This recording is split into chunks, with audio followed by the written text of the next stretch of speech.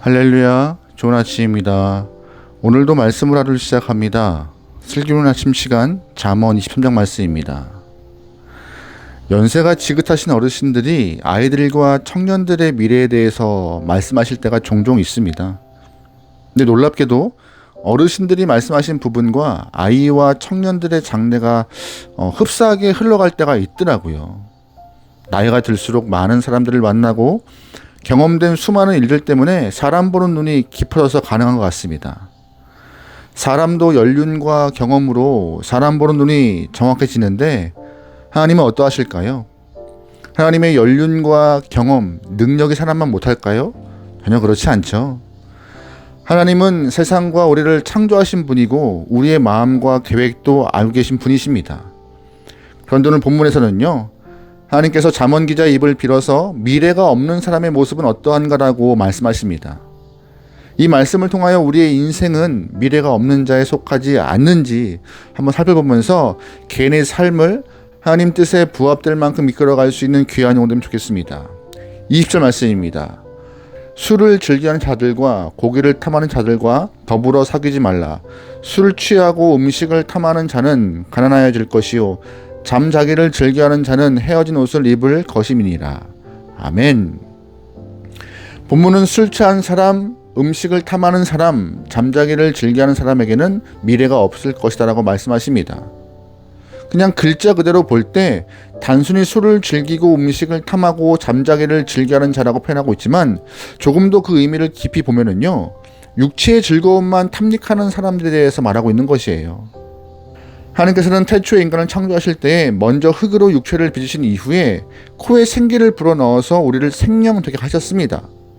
그때부터 인간은 육체와 영혼이 공존하게 되었죠. 그런데 본문에서 술을 탐하고 고기와 음식을 즐겨 먹고 잠자기를 좋아하는 사람들은 육체만을 위하여 살아가는 사람, 즐거움을 위하여서만 애쓰는 사람, 영혼을 돌보지 않는 사람이라고 말하는 것이고 그들에게는 미래가 없다라고 잠언 기자의 입을 빌어서 말씀하시는 것입니다. 영혼에 대한 관심이 없으니 당연히 영혼은 죽을 수밖에 없는 것이죠. 이 부분에서 영혼만 중요하다는 얘기는 아닙니다. 영혼을 위해서도 육체를 위해서도 균형을 맞추는 것이 필요하다는 것입니다.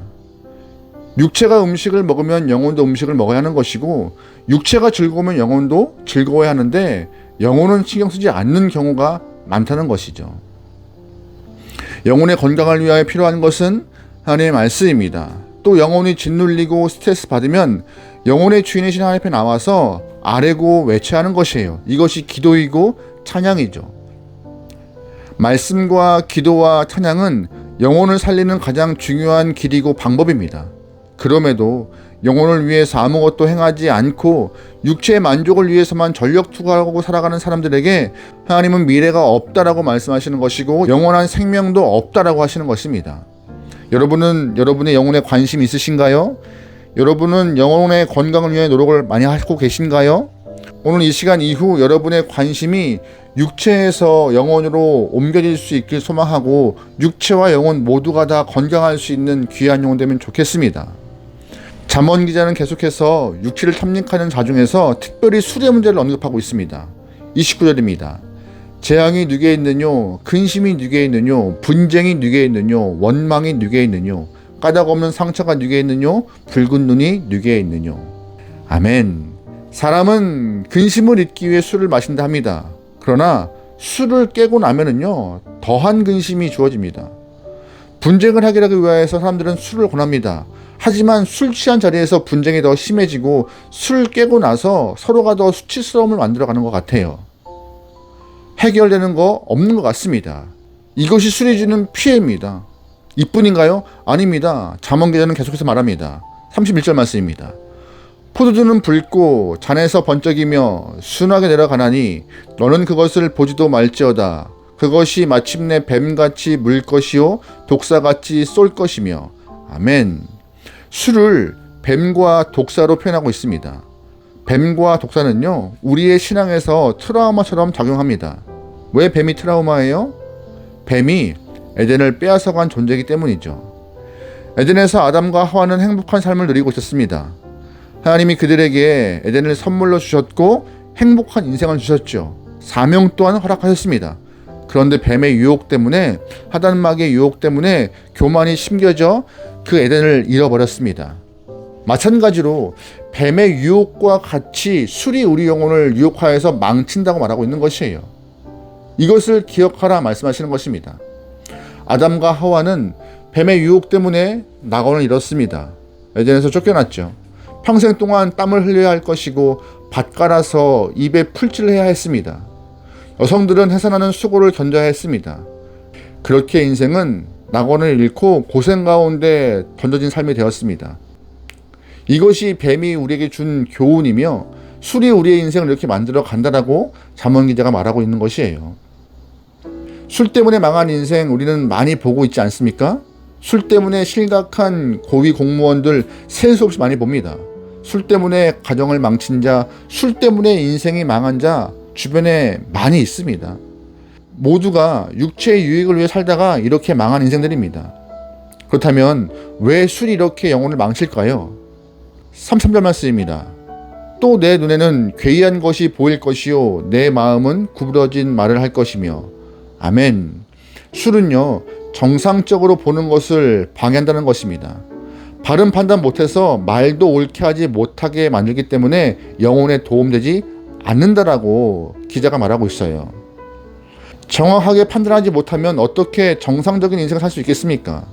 눈과 마음이 정상적이지 못한데 삶이 올바를 수가 있겠습니까? 이것이 술이 주는 심각한 피해이죠.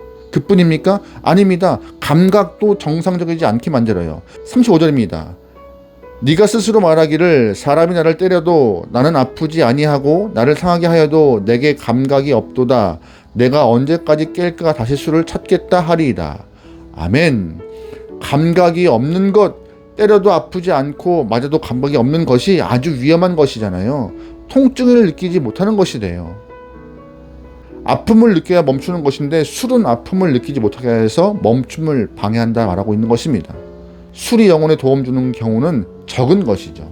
그만큼 육체의 즐거움을 위하여서 탐닉하는 영혼들에게는 미래가 없음을 단적인 술로 인하여서 말하고 있는 부분입니다.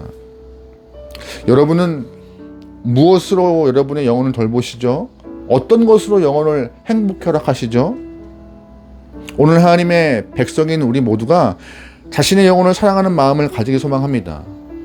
눈에 보이는 육체뿐만 아니라 우리 영혼 또한 우리의 삶을 지탱하는 큰 기둥입니다.